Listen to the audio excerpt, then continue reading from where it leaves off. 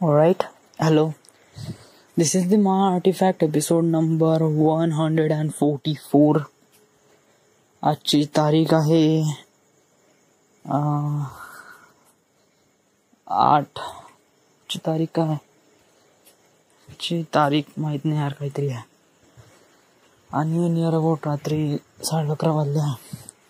काल मी artefact episode बनवला नाही कारण काल मी बहुत बिझी नव्हतो, लक्षातच नाही राहिलं. आजही लक्षात राहणार नव्हतं, बट लास्ट मोमेंटला आठवलं आणि आर्टिफॅक्ट एपिसोड आउटडोर. सो आज स्पेशल काय आहे? आज स्पेशल आहे की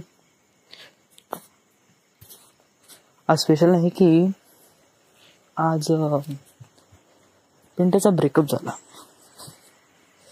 आणि कोणत्या कारणानुसार आणि कोणासोबत ब्रेकअप झाला वगैरे, या म्हणजे मी पिंट्याचा एपिसोड आणि त्याच्या रिलेशनशिप बद्दल एपिसोड म्हणजे त्याच्याबद्दल कधी व्हिज्युअलाइज हे केलं नाही मी, आता करून देतो. म्हणजे एक गर्लफ्रेंड होती, म्हणजे नियर अबाउट गर्लफ्रेंड नाही, ॲज अ फ्रेंड नाही, just long relationship, family relationship, but बहुत लॉंग. पिंटीने तिला ॲडमिशन करून दिली होती कोणत्या तरी वर्धेच्या कोणत्यातरी कॉलेजमध्ये. So then after that they become friends and Pinta like करत होता तिला. And I think she just pretend to be friend, not more than that. One day he proposed, but she say no and say we could stick together as a friend, and so both say yeah we can, and then they are friend. And त्यांचं friend relationship काफी long टिकलं. एक tour गेला होता. कुठे गेला होता tour यार, म्हणजे ते सगळा ग्रुप, म्हणजे ते मी नव्हतो त्या टूरमध्ये. कारण त्या दिवशी काय झालं होतं की मोठे वडील वर्धेला होते आणि त्यांना बँकेत जायचं होतं. त्यामुळे मला वर्धेत राहणं गरजेचं होतं. त्या दिवशी टूरवर कोण गेलो होता? रायफुली, म्हणजे रायफुली, बादल, सुबोध, 1 man, 2 man, विशाल, गन्ना आणि विकी भाऊ, प्लस 3 लेडीज, श्रुतिका, तिची बहीण सुचिता आणि सीमा. तर या इव्हेंटमध्ये सीमा आणि सुबोध काफी कॉन्टॅक्टमध्ये आले होते. आणि after that tour they become more friend आणि त्यांची चॅटिंग वाढली वगैरे. मग आफ्टर म्हणजे त्यांची चॅटिंग वाढल्यानंतर सुबोधला वाटलं का right now she has a feeling for me, and then he again propose. तर देन शी सेड नो. मग या ओके, नो तर no, we could stick together. मग ते दोघं पुन्हा स्टिक झाले.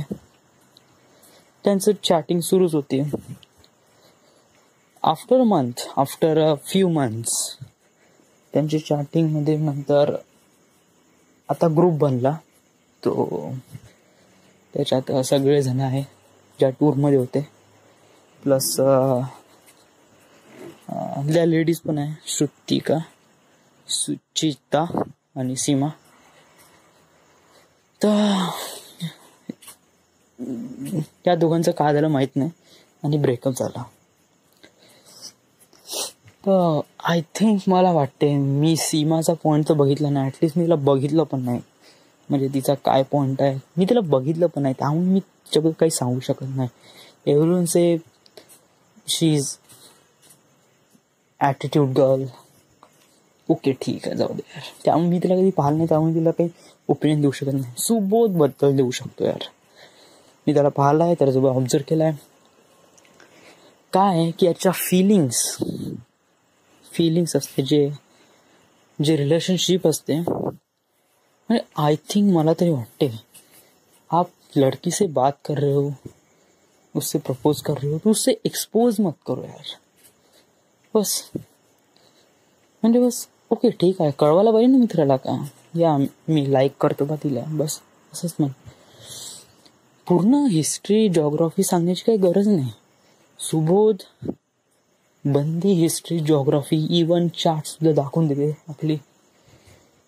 त्यामुळे काय होते की वेगवेगळे ओपिनियन, वेगवेगळ्या पर्सनचे वेगळे ओपिनियन असते. तर त्याच्यामध्ये सुबोध का म्हणते का मला ओपिनियन दे तुमच्याकडून.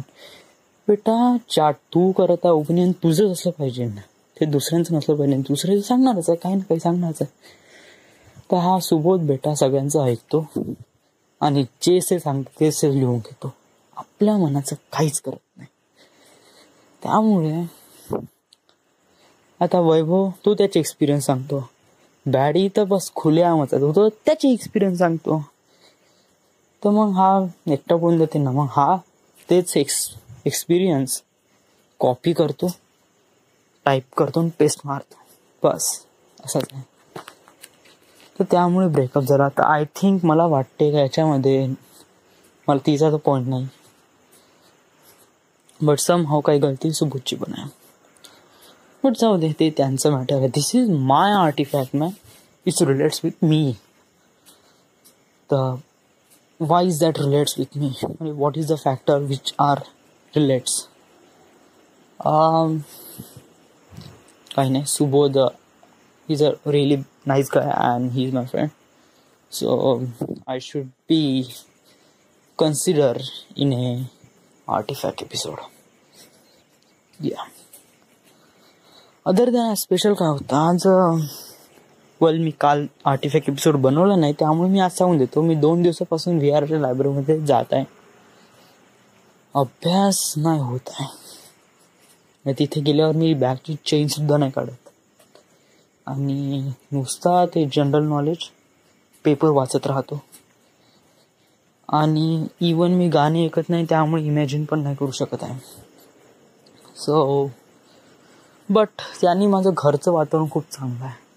म्हणजे मदरसे या यू फिलिंग गुड, म्हणजे तिला असं वाटते का विहार आहे ना, ते तिचे देव आहे ना, त्यामुळे तिला असं वाटते का बापरे म्हणजे खूप चांगला आहे आणि आपला हे होऊ शकते.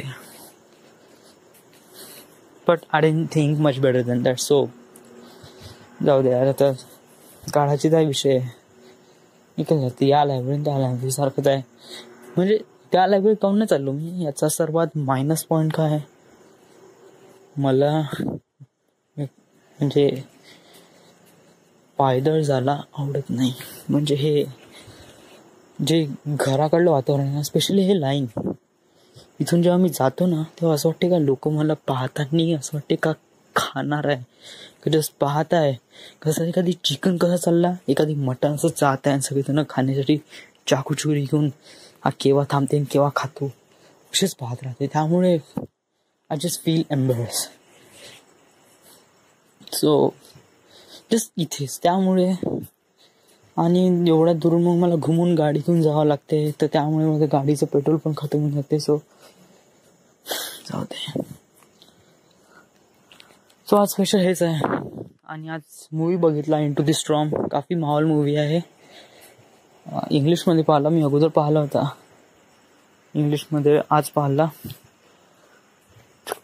काफी चांगली इफेक्ट आहे आणि काफी चांगली मूवी आहे. So this is it. This is the end. This is the My Artifact episode number 144. हा थोडा मोठा एपिसोड आहे, कारण याच्यात 40 म्हणजे कालचा आणि आजचा दोन्ही मिळून ते हे. So this is it. This is the end. This is the My Artifact episode number 144. Right now we are at Wardha, Maharashtra. Thank you.